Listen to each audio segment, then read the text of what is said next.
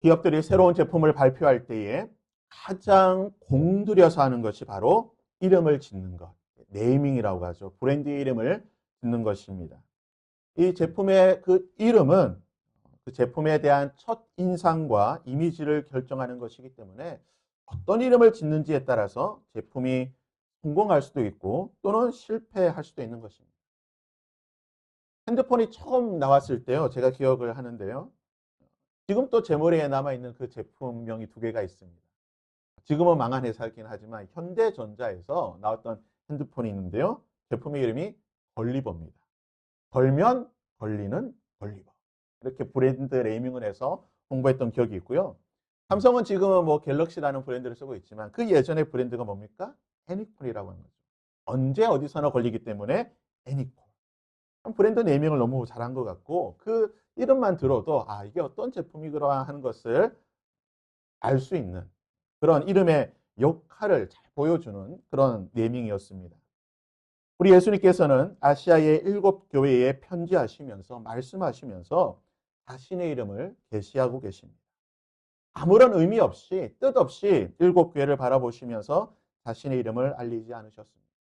각 교회마다 예수님께서는 다른 이름을 보여주시면서 내가 너희들에게 어떠한 계획과 어떠한 마음을 가지고 있고 지금 너희들의 어떤 모습이기 때문에 장차 내가 어떠한 모습으로 너희들에게 나타나게 될 것이라고 하는 사실을 말씀하고 계시는 것입니다.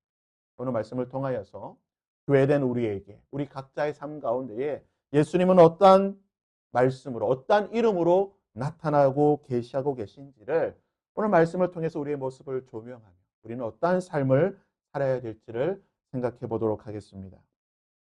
지난주에 에베소 교회와 서머나 교회 두 교회를 살펴보았습니다. 에베소 교회에는 7교회를 붙잡고 계신 교회의 머리요 주인 되신 예수 그리스도 그리고 서머나 교회를 향하여서는 처음과 나중 되신 모든 것의 주관자 되신 예수 그리스도에 대해서 계시해 주셨습니다. 이제 세 번째 교회입니다. 버가모 교회에 예수님께서 자신을 계시하고 계십니다. 2장 12절에 보시면 예수님께서 버가모 교회에 어떻게 계시하고 계시는가? 버가모 교회의 사제에게 편지하라. 좌우에 날선 검을 가지시니가 이르시되. 그리고 이제 16절에서 부연 설명을 하고 계시는데요. 그러므로 회개하라. 그리하지 아니하면 내가 속히 내게 가서 내 입의 검으로 그들과 싸우리라. 이 버가모 교회에 왜 예수님께서 검을 가지신 그분으로 묘사를 하고 있는가? 이 버가모 지역에 대한 고대 초대 교회 자료들을 보게 되면 버가모라고 하는 지역은 황제 숭배와 관련된 여러 물론 많은 아시아 교회들이 그러게 했지만 특별히 이 버가모 교회에는 황제 숭배와 관련된 여러 조직과 시설들이 있었는데 특별히 로마 황제가 이 버가모에는 어떤 자치권을 부여하게 됩니다. 그 자치권이 무엇이냐면 황제를 대신해서 사형을 집행할 수 있는 권세를 주었습니다. 그리고 그것을 상징하는 의미로 하나의 검을 하사하게 되는데 그 검의 이름이 무엇이냐? 정의의 검이라고 하는 검을 하사하였다고 합니다.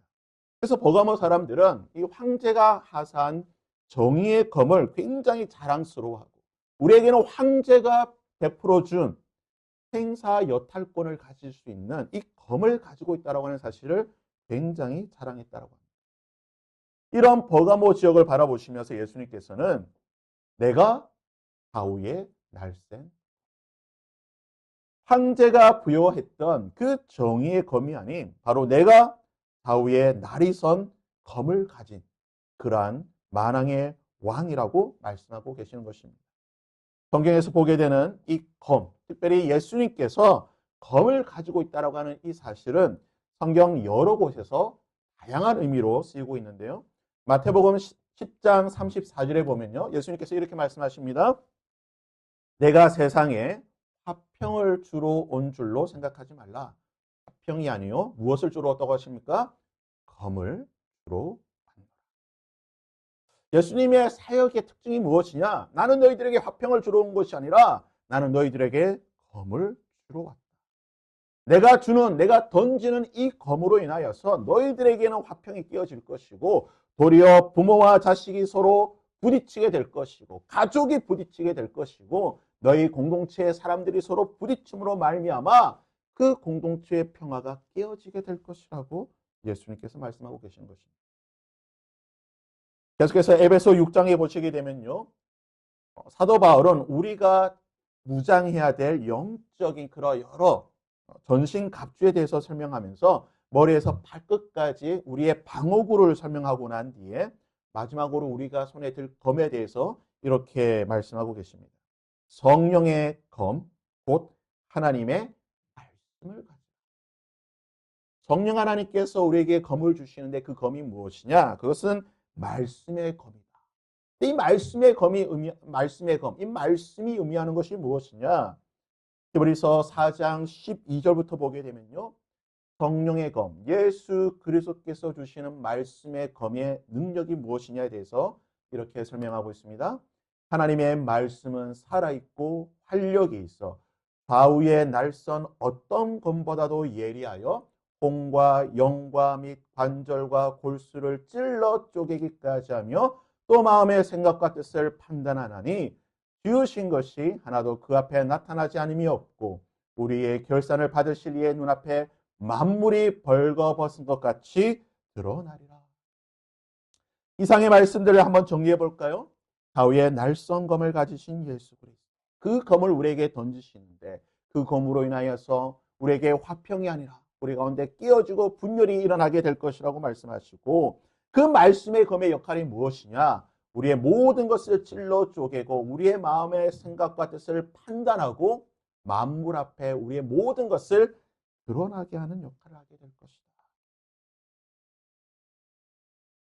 예수 그리스도의 검으로 통하여서 우리는 우리의 모든 생각과 뜻이 드러나게 될 것입니다.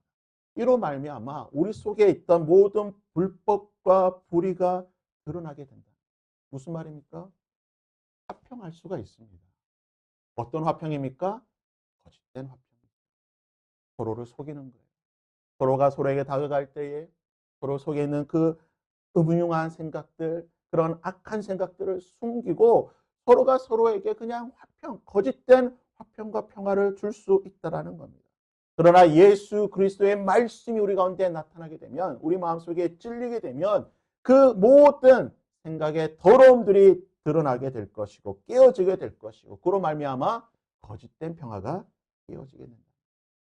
그 거짓된 평화는 깨어지게 될 것이고 도리어 예수 그리스도의 말씀을 통하여 하나님이 주시는 참된 평화가 우리 가운데 나타나게 되라는 것입니다. 교회 공동체는요, 예수 그리스도가 주시는 말씀의 검이 있어야 돼요. 우리가 더 이상 위장된 평화를 말해서는 안 돼요.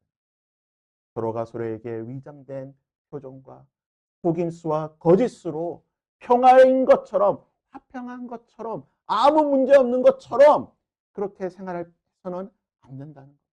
말씀을 통하여서 모든 것이 밝히 드러나게 하고 우리의 생각과 우리의 모든 것을 찔러 쪼개며 뜻을 판단하여서 하나님이 주시는 참된 평화, 진실과 거룩함 앞에 하나님이 주시는 참된 평화가 있어야 된다. 바라기는요, 우리 가운데 이 말씀의 검을 통하여 우리 각자의 삶 속에서 그리고 우리의 관계 속에서 하나님이 주시는 참된 평화가 있기를 바랍니다. 세상이 우리가 만들어낸 평화가 아니라 하나님이 주시는 그 평화가 우리 가운데 있을 수 있기를 바랍니다. 네 번째 예수님께서 계시하신 교회는요, 18절에 2장 18절에 보시면 두아디라라고 하는 교회입니다. 18절에 예수님께서 이렇게 자신을 선포하고 계십니다. 두아디라 교회의 사자에게 편지하라. 그 눈이 불꽃 같고 그 발이 빛난 주석과 같은 하나님의 아들이 이르시되. 예수님이 자신을 어떻게 표현하고 계십니까?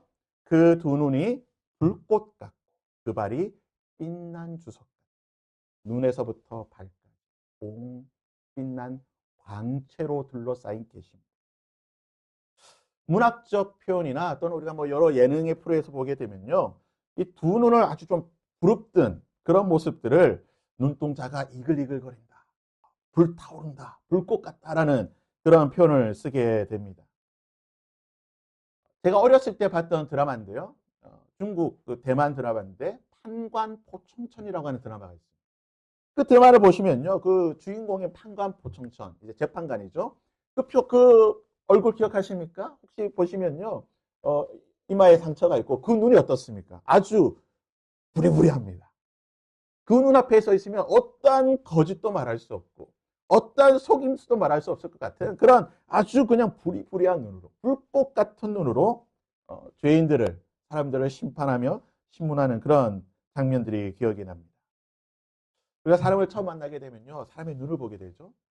눈을 보게 될 때에 사람이 눈빛으로 사람의 기선을 제압한다고. 그러니까 이제 남자들 같은 경우는 처음 만날 때 이게 눈빛으로 기선을 제압한다고 합니다. 눈빛이 살아있고 초롱초롱한 사람은요, 왠지 당당해 보입니다.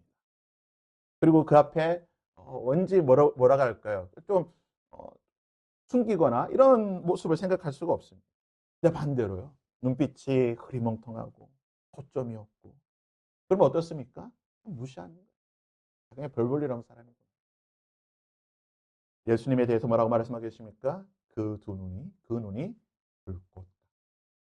눈에서부터 발끝까지 빛 가운데에 빛나시고 생기가 있고 살아있고 도저히 그 눈앞에서는 감출 것이 없는 그분 앞에 어떠한 것도 감출 수 없는 그 예수 그리스도.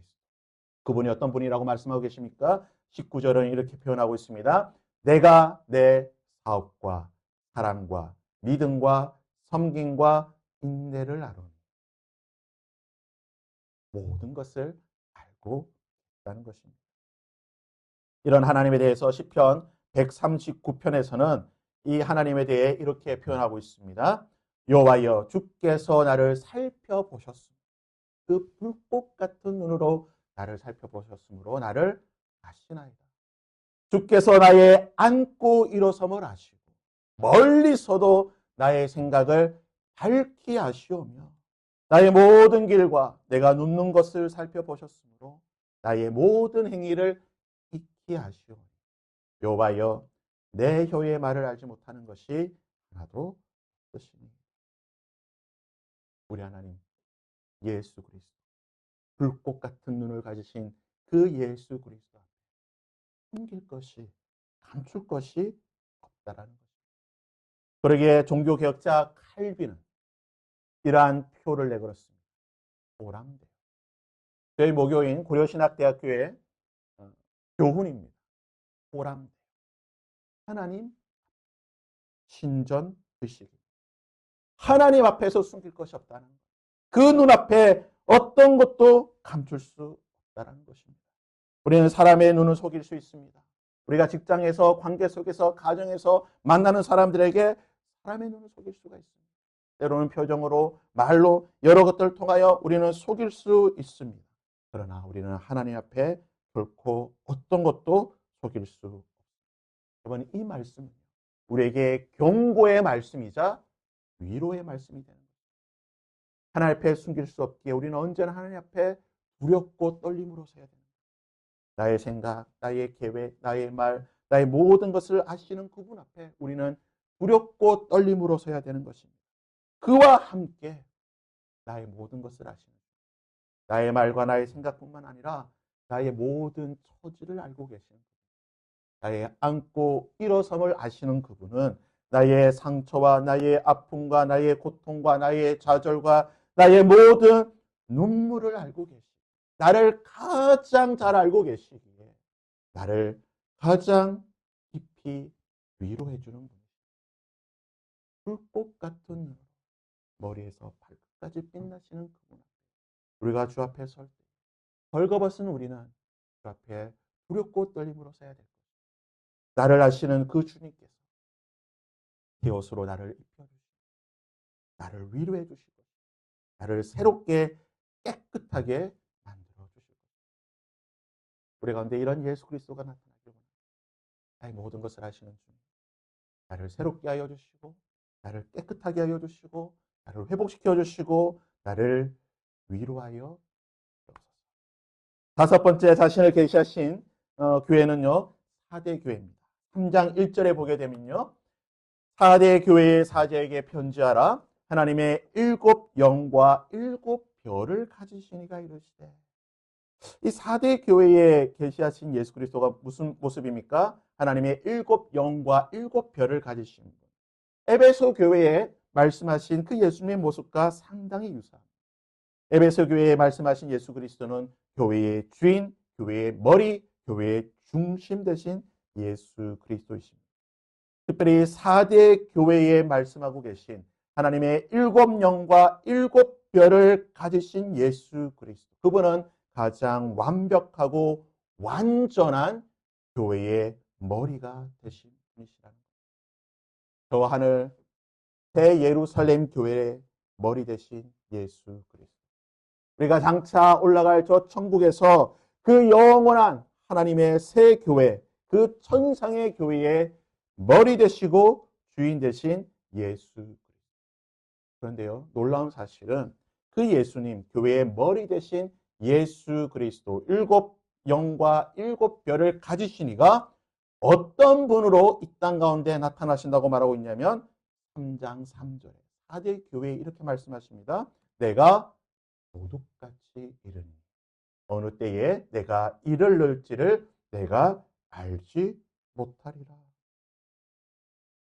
완벽한 천상의 저 예루살렘 교회의 머리 대신 예수 그리스도께서는 도둑같이 이 지상교회에 임하실 것이라고 말씀합니다. 여러분, 우리가 한국교회를 바라보시면서 여러분의 마음이 어떻습니까? 코로나 시기를 거치면서 또한 지금의 어떤 정치적인 문제 가운데에 많은 한국의 교회들이, 많은 교회들과 목사님들이 너무나 많은 비난과 조롱과 또 웃음거리, 마치 예수 그리스도의 그 이름이 짓밟힌 것 같은 그러한 모습이지 않습니까? 그래서 한국교회 많은 인터넷 커뮤니티를 보게 되면요, 교회를 비난하고 조롱하는 그러한 글들이 너무나 많습니다. 기독교를 기독교라고 하지 않죠. 개독이라고 하지 않습니다. 여러분, 기독교의 뜻이 무엇입니까? 그리스도라고 하는 그 가장 존귀한 이름인데 그것을 개라고 부르고 있는 것이 오늘날 한국교회의 현실입니다. 한국교회만 그렇습니까? 여러분, 열방 세계, 이 땅에 세계에 흩어져 있는 세계 교회들은 어떻습니까? 오늘날 많은 세계의 교회들이요, 여러 가지 신학적 자유주의 신학으로 인하여서 교회의 신학적인 문제로 인하여서 교회가 오염되고 더럽혀지고 교회가 교회답지 못하는 그런 모습들을 보게 됩니다. 유럽의 수많은 교회들은 힘을 잃어버렸고 더 이상 교회는 젊은이들이 아닌 이제 곧 장례식을 치러야 될 그런 노인들만 가득한 힘없는 교회들이 되었다라는 것입니다. 그런데 놀라운 사실, 우리 예수님께서는 한국교회 그리고 세계의 그 열방에 있던 흩어진 교회들을 그냥 방치하는 분이 아니라는 거예요. 교회의 머리 대신 그 예수 그리스도께서 언젠가 도둑같이 이 땅에 재림하셔서 이 땅의 교회들을 새롭게 하실 것이고 회복시켜 주실 것이고 변화시켜 주실 것이라는 거예요. 그러기에 우리는요, 오늘날 한국교회를 바라보면서 포기하는 것이 아니라 4대 교회의 말씀, 일곱 영과 일곱 별을 가지시고 도둑같이 임하실 그 예수 그리스도를 바라보는 하나님, 한국의 교회들을 다시 한번 회복시켜 주시옵소서. 하나님, 이 땅의 조국의 교회들을 회복시켜 주시고 하나님, 북한에 저 무너져 있는 저 북한의 교회들을 회복시켜 주시옵소서. 도둑같이 임하실 그 예수 그리스도를 주의하며 깨어 기도하며 준비할 수 있는 교회가 되시옵소서. 하나님, 우리를 깨워 주시옵소서. 교회된 우리도 마찬가지입니다. 여러분, 때로는 우리의 신앙이 잠을 잘 수가 있습니다. 때로는 나태해질 수도 있습니다. 때로는 힘을 잃어버릴 수도 있고요. 우리의 신앙이 아무런 미동도 없는 그냥 변함없는 그런 모습을 보일 때가 있습니다. 그럴 때 우리는 기억해야 될 것입니다.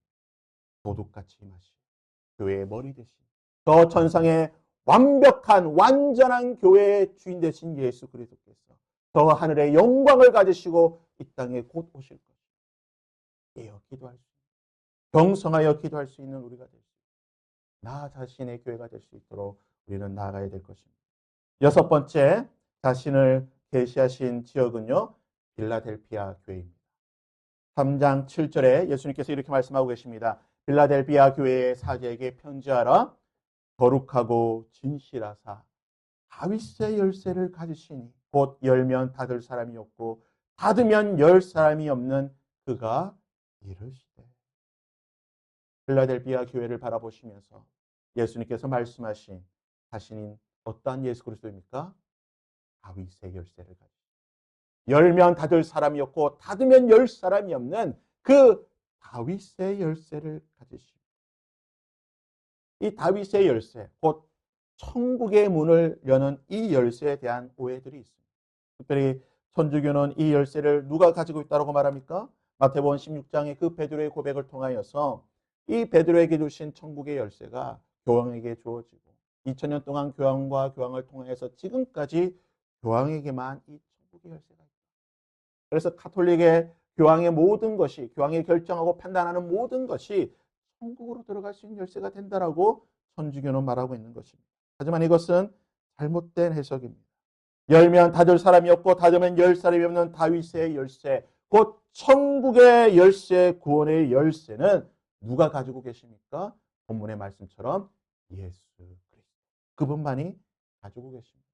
요한복음 10장에서 예수님께서 말씀하시기를 누구든지 나를 통하지 않고 내가 곧 길이요 진리요 생명이며 내가 문이고 내가 진리니 나를 통하지 않고는 들어갈 수 없다라고 말씀하셨습니다. 요한복음 10장 1절에 내가 진실로 진실로 너희에게 이르노니 문을 통하여 양의 우리로 들어가지 아니하고 다른 데로 넘어가는 자는 절도며 강도요.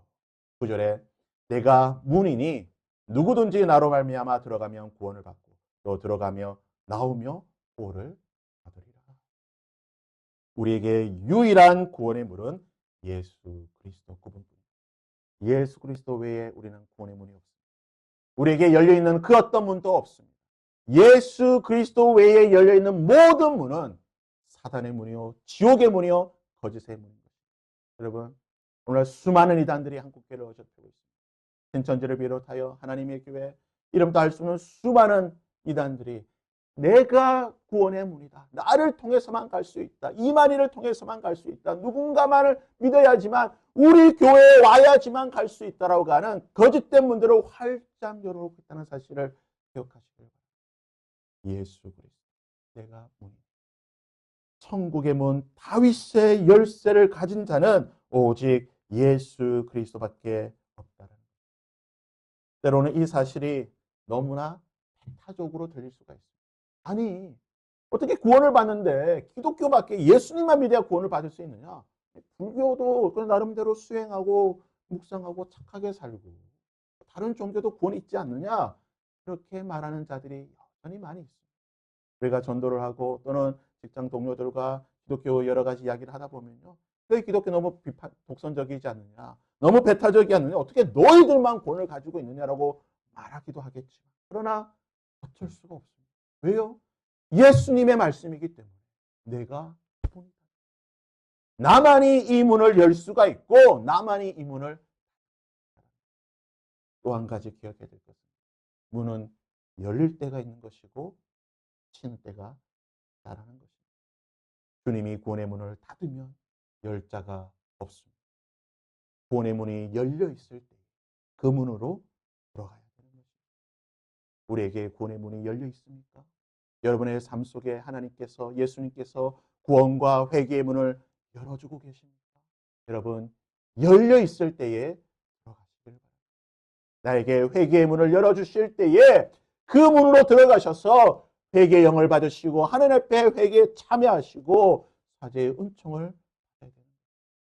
하나님이, 예수님이 나에게 성령의 문을 열어주실 때에, 하늘 문을 열어주시고 성령의 문을 열어주실 때에 기도하여 간구함으로 성령의 충만함을, 성령의 사람으로 살아가야 되는 것입니다. 바라기는요, 교회된 우리가 하나님께서, 예수님께서 문을 열어주시고 그 열려진 문을 통하여서 구원과 사랑과 은혜와 성령과 지혜, 온갖 하나님의 귀한 그 복의 통로를 누리고 받을 수 있는 저와 여러분이 될 수 있기를 바랍니다.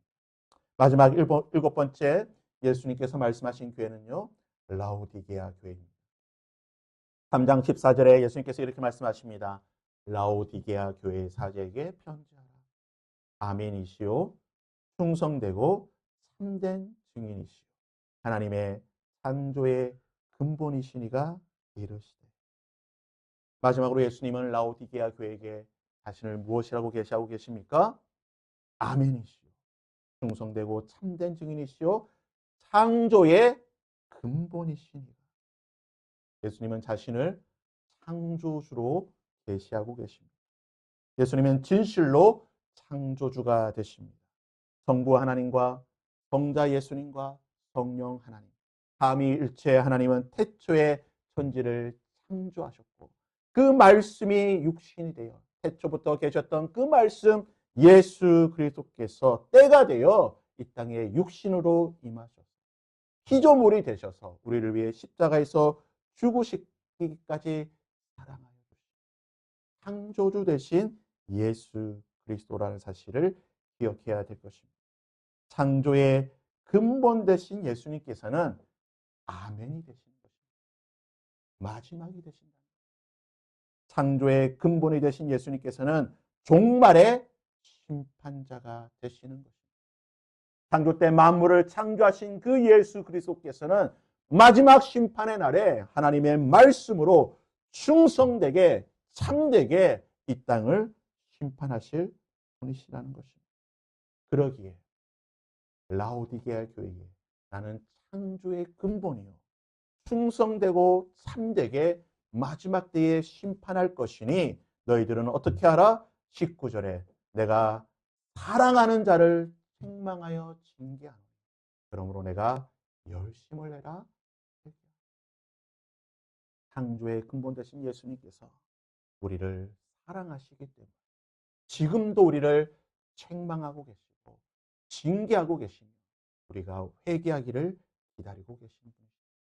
우리가 주 앞에 회개할 때, 우리가 주 앞에 나와 열심을 내어 정결함을 구할 때에 창조의 근본이 되신 예수님께서 시편의 기자가 노래하듯이 내 안에 정한 영을 새로운 영을 창조하여 정결한 영을 새롭게 하여 새롭게 창조하여 줄 줄 믿습니다. 죄된 우리가 주 앞에 나갈 때마다 창조의 근본 되신 주님 오늘 또 내 안에 새로운 영을 창조하여 주시고 나의 마음을 새롭게 하여 주시고 정결하게 하여 주시고 창조하여 주시고 하나님 내가 예수 그리스도처럼 충성되게 사역을 감당하는 자가 되게 하여 주시옵소서. 예수 그리스도께서는 아시아의 7교회 오늘날 모든 교회를 대표하고 상징하는 교회들에게 각자의 모습에 맞게 각자의 상황과 형편에 맞게 그리고 그 교회들을 바라보시면서 어떠한 일을 하실지를 계시하여 보여주셨습니다. 오늘 말씀을 통해서 교회된 우리에게도 마찬가지일 줄 믿습니다. 아마 예수님께서는 여러분에게 각자의 삶의 모습에 맞게 여러분의 모습에 맞게 여러분에게 계시하여 보여주실 것입니다. 여러분에게 말씀하시는 예수 그리스도 오늘 여러분에게 보여주신 그 예수 그리스도 그분을 기억하고 바라볼 수 있기를 바랍니다. 우리에게 가장 귀한 그 이름 예수 우리가 기억하고 우리가 부르며 우리에게 능력이 되실 그 예수 그리스도 그의 이름을 기억하시며 나에게 계시되는 그 예수 그리스도의 이름을 붙잡으시고 이번 한 주를 살아갈 수 있는 저와 여러분이 될 수 있기를 주님의 이름으로 부탁드립니다.